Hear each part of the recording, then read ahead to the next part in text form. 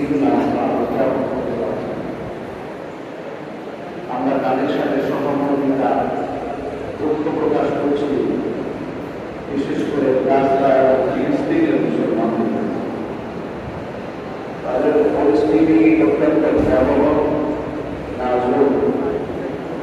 তাদেরকে ফিলিস্তিনের মানচিত্র থেকে প্রায় মুছিয়ে দিয়েছে।